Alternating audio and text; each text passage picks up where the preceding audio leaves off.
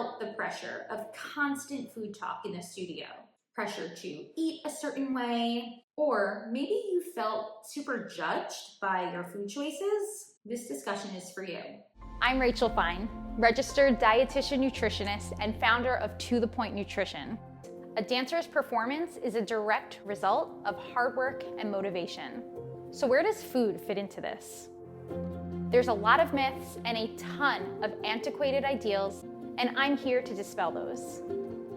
Hi dancers, welcome back to Nutrition for Dancers with me, Rachel Fine, registered dietitian nutritionist. Today we're diving into something that is absolutely essential for your well-being as a dancer: setting healthy boundaries. Specifically though, for the purpose of this discussion, we're setting boundaries against the harms of dancer diet culture. So if you've ever felt the pressure of constant food talk in the studio, pressure to eat a certain way, or maybe you felt super judged by your food choices, this discussion is for you. Dancer diet culture is loud. It's in our studios, it's on our social media feeds, and it's even woven into well-meaning advice from people we love and trust. Dance teachers, peers, even family. But how do you protect the peace when it feels like these messages are everywhere? That's what we're unpacking today. We'll explore what healthy boundaries are, why so many of us tend to lose them along the way, and how to start rebuilding them so that you can focus on both your health and your performance, not somebody else's expectations for you. But before I dive in, don't forget to hit subscribe so you are first to know when I share new content. You can also find me on Instagram. I'm at To The Point Nutrition, and I uncover daily tips and advice just like this. Now let's get started with the basics. Boundaries are not brick walls. They're not about being cold. They're not about being standoffish. They're also not about being disrespectful. Boundaries are a form of self-protection. They are the limits that we are allowed to impose in order to protect our mental, physical, and emotional well-being. Now, when it comes to food and body image, boundaries are what allow us to say, no, I really don't want to track my calories. And no, I'm not trying to shrink my body for somebody else's expectation of me. What gets tricky here, for dancers in particular, we're often taught from a very young age the opposite. We're taught that we have to accept feedback basically 100% of the time. We're also taught that our bodies are pretty much fair game for critique, and that how we eat or how much we move our body, how much exercise we partake in, is a reflection of how committed we are as a dancer.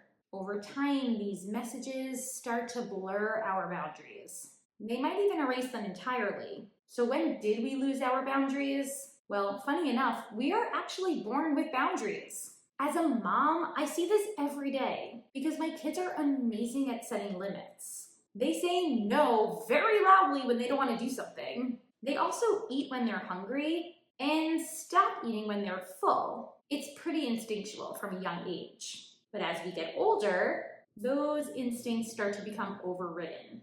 We learn what's good, what's bad. We start to experience the praise or the critique of either. In the dance world, this conditioning becomes super amplified.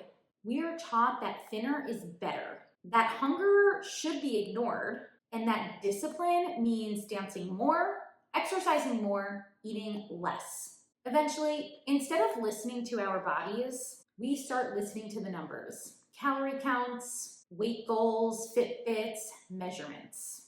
And like I said earlier, sometimes these messages come from those that we trust. Well-meaning teachers, choreographers, directors, even with the best intentions. They might protect their own biases or outdated beliefs about what a dancer's body should look like. But just because someone is in a position of authority doesn't mean they're qualified to talk to you about food, body weight, and even health.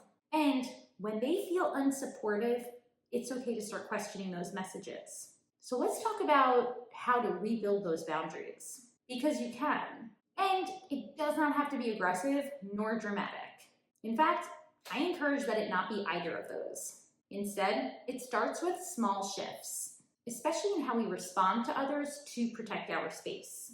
Let's unpack a few strategies. The first is to protect your right to say no. Now, this is huge. You are allowed to walk away from a conversation that makes you feel uncomfortable, whether it's a weight talk in the dressing room, a comment made by another dancer, or even a social media post. You don't owe it to anyone to participate in something that makes you feel doubtful or uncomfortable. And you don't need to justify your no. Your boundary is valid just because you exist as a person. Practice giving yourself permission. I'm allowed to say no. I also don't need to explain my choices. Over time, this builds confidence. And it's even more helpful if we start to communicate our needs with that confidence. Because sometimes you do want to speak up.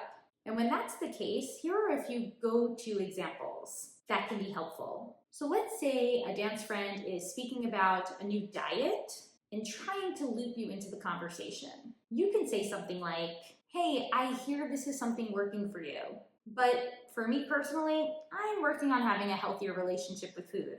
And this conversation doesn't really help me do that. If it's someone close to you, you can validate their feelings and assert your own boundary. I get that you're excited about this, but I know what I need to stay focused on my own goals right now. And I just find diet talk to be so unhelpful. The key is to speak with both clarity, but also a bit of compassion. Now, not everyone's gonna understand the boundaries you set, and that's okay. Your relationship with food and your body image, they're personal journeys. You don't need universal approval to make choices that protect either of these. And if you're struggling, if you're constantly second guessing your meals or hating what you see in the mirror, try not going at this alone. Working with a licensed practitioner, a registered dietitian nutritionist for the food stuff, a mental health provider for the mindset shifts, particularly individuals who are specifically trained in working with dancers and working with those who might be struggling with disordered eating or an eating disorder. This can make a huge difference because you deserve support that sees you in all realms of who you are, not just the body on stage. You are a person navigating a very challenging industry, and that support can help you twofold.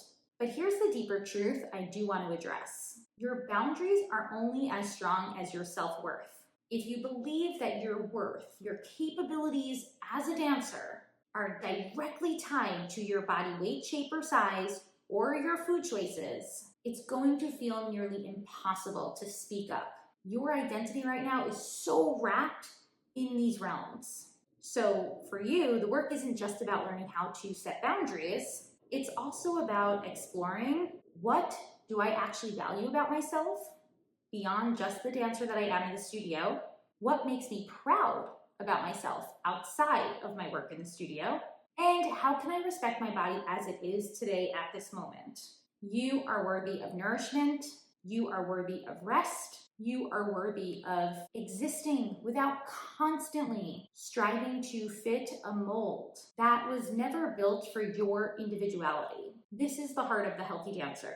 This is the heart of building a more supportive relationship with both food and your body. And that sense of self-worth comes from the inside out. So let's wrap up with a handful of practical strategies that you can take this week to start setting boundaries. The first is to just pause before reacting to any comment or conversation. Next time something triggers you, take a breath and ask yourself, am I feeling unsafe or super judged? That pause is powerful. It gives you space to respond more thoughtfully, respectfully, and less reactively. Also, start practicing saying no, but in smaller ways. You don't have to start with like some big confrontation. Maybe it's you just skipping past a social media post that causes you to feel doubtful. Maybe it's you muting or even unfollowing an account that you don't feel is serving you. Small moments can still build up to some really big momentum. And finally, reassess those values. Journal it out. What do I value most in my dancing? Is it my health? Is it my artistry? Maybe it's both. Let those values guide your food choices. Feeling energized in class so that you can focus on your artistry. Less about the pressure of perfecting your next meal or snack. Setting boundaries in the dance world is really not easy. I recognize that. It's often an act of courage, protection, and also an act of self-respect. If this conversation hits home for you, then I encourage you to reach out, because I work with dancers to help them build that confidence in their eating patterns so that they can start to feel less doubtful at meals or within these conversations and more competent with them. The goal is for us to build trust in our bodies, so that we can know our fueling habits and our mindset truly support us for both the short term and the long term. Highly encourage that you hit subscribe so you're first to know when I share new content. And you can also find me on Instagram, where I uncover daily tips and advice about topics just like this. And until next time, I'll talk to you soon.